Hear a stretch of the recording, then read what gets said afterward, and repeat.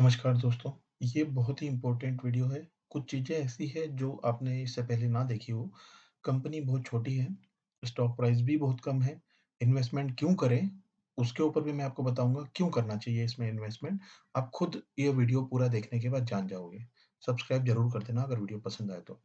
अब यहाँ पर ध्यान दीजिए आप कि जून 2023 में इसमें प्रमोटर होल्डिंग देख लीजिए और डीआईआई को देख लीजिए। यहाँ पर आपने ध्यान नहीं दिया होगा, लेकिन मैं आपको अब दिखा देता हूँ कि सितंबर 2022 को अगर ओपन करेंगे, तो यहाँ पर जो डीआईआई है 1.65% थे। जून में आने के बाद में ये हो चुके हैं 27.61। अच्छा, अब इसके अंदर इंश्योरेंस फर्म भी है जो कि 1.62% जिन्होंने इन्वेस्टमेंट किया है और अदर पार्टीज़ है 26%। डोमेस्टिक तो आ गए हैं इसके अंदर। रिटेल यहाँ पर आप देख सकते हैं ना के बराबर हो गए हैं अब। जहाँ 2022 में 32% रिटेल थे, वहाँ जून 2023 में हो गए पौने 7%। अब ये मान लीजिए कि मार्केट में स्टॉक्स ट्रेड करने के लिए ज़्यादा अवेलेबल नहीं है। कंपनी के अंदर कोई भी पॉजिटिव न्यूज़ न्यूज़ आएगी, ये कंपनी भागकर बहुत ऊपर चली जाएगी। जब तक इसके अंदर आपको पता चलेगा कि हाँ, इसमें इन्वेस्टमेंट करना है, तब तक ये बहुत ऊपर जा चुका होगा ये स्टॉक। तो सही समय अभी है इन्वेस्टमेंट करने का। मैंने कर दिया है, आपको करना है या नहीं वो आप डिसीज़न लो। मैं सिर्फ़ कुछ चीज़ें, कुछ फैक्ट्स आपके सामने यहाँ पर रख रहा हूँ। चलिए अब बात करते हैं कि इसके फाइनेंशियल्स की। तो 2021 में 90 करोड़ था, 2022 में 111 करोड़, 2023 में 129 करोड़, 130 करोड़ हो गया। यहाँ पर ग्रोथ, यहाँ से यहाँ गया ग्रोथ, यहाँ से यहाँ गया ग्रोथ। छोटी-सी कंपनी है, नेट इनकम की बात करें -16 करोड़ से देखिए यहाँ पर +6.53 करोड़ हो चुका है। सैकड़ों गुना का परसेंट इसने रिटर्न दे दिया यहाँ पर, नेट इनकम की अगर हम बात करें तो।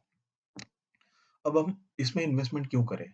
नंबर 1, क्या होता है कि किसी भी कंपनी में जब इन्वेस्टमेंट करते हैं तो हमें अपना देखना होता है कि हम इन्वेस्टमेंट कितने का कर सकते हैं।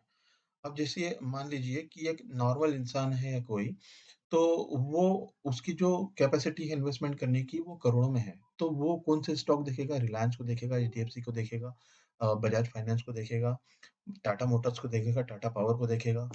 लेकिन अगर कोई इंसान है जिसकी कैपेसिटी हज़ारों में ही है, तो वो एचडीएफसी के 100 शेयर नहीं खरीद सकता, वो रिलायंस के 100 शेयर नहीं खरीद सकता। क्योंकि उसके पास में अगर मान लो कि 10-20 हज़ार रुपए है और वो इन्वेस्टमेंट करना चाहता है, लॉन्ग टाइम के लिए, तो वो इन शेयर्स को नहीं रख सकता क्योंकि वो एचडीएफसी 1600 गया, 1700 गया, वहाँ से गिर के अभी 1500 पे आ गया। तो 200 पॉइंट्स की उसको लॉस, बहुत बड़ा लॉस हो जाएगा और वो कितने शेयर खरीद पाएगा? 25-30, 20, 25-30 बस, इससे ज़्यादा नहीं खरीद पाएगा। यहाँ पर क्या है, ₹19.85 का शेयर है। अगर आप 100 शेयर भी लेते हो, तो ₹1900 ₹2000 का इन्वेस्टमेंट होगा। अगर ये ज़ीरो भी हो जाता है, कंपनी डीलिस्ट हो जाती है, तो आपका लॉस होगा ₹2000 का। आप डिमोटिवेट नहीं होगे। लेकिन अगर ये स्टॉक, हमने अभी इसके फाइनेंशियल देखे, इसका रेवेन्यू देखा, इसके अंदर इन्वेस्टर को देखा, अगर ये कंपनी ₹20 से अगर ₹50 पे चली जाती है, 100 पे चली जाती है, 200 पे चली जाती है, 500 पे चली जाती है। नई कंपनी है, नई तो नहीं पुरानी है, कंपनी ऐसी है कि इसमें अच्छा खासा रेवेन्यू जनरेट हो रहा है, प्रॉफिट जनरेट हो रहा है, हो सकता है बोनस दे दे, स्प्लिट दे दे। जनरली क्या होता है, जिन कंपनियों के अंदर इन्वेस्टर बड़ी संख्या में कोई 1-2 इन्वेस्टर आ जाते हैं, उसमें मोनोपोली हो जाती है और वहाँ पर कुछ किसी भी तरह का ऑफर आ सकता है। तो ऐसी कंपनियों के अंदर न्यूज़ आने के पहले हम लोगों को जागना होता है कि हम न्यूज़ आने के पहले इन कंपनियों के अंदर अपना इन्वेस्टमेंट कर दें। क्योंकि क्या होता है, इन कंपनियों के अंदर फ़ायदा किसको हो जाता है? जो लॉन्ग टाइम इन्वेस्टर होते हैं, बड़े-बड़े इन्वेस्टर होते हैं, जो मोनोपोली क्रिएट करते हैं या प्रमोटर होते हैं। और वो प्रॉफ़िट लेने के बाद में, मोनोपोली अपनी उसका गेन करने के बाद में वो लोग निकल जाते हैं और हमारे जैसे जो छोटे लोकल इन्वेस्टर होते हैं, वो इसके अंदर ट्रैप हो जाते हैं। तो अभी सही समय है इन्वेस्टमेंट करने का, मुझे ऐसा लगता है, ये मेरा खुद का मानना है। आपके सामने जो चीज़ें रखी मैंने उसके बाद में। आप अपने विवेक और बुद्धि से ही इन्वेस्टमेंट करना, चाहे तो पेपर ट्रेड करना, अपने वॉच लिस्ट में इस शेयर को ऐड कर लेना। वीडियो पूरा ज़रूर देखना दोस्तों। क्या होता है कि कोई भी पेनी शेयर या कोई भी ऐसी कंपनी होती है, मान लीजिए इस कंपनी के अंदर कोई दूसरी बड़ी कंपनी इंटरेस्टेड हो गई और उसने इस कंपनी के अंदर कोई अब उसने सोचा कि यार ये कंपनी को मैं परचेज़ कर लेता हूँ क्योंकि इसका मार्केट कैप तो 83 करोड़ का ही है। सामने वाला 100 करोड़ लेके बैठा है, उसने इस कंपनी को कैप्चर कर लिया।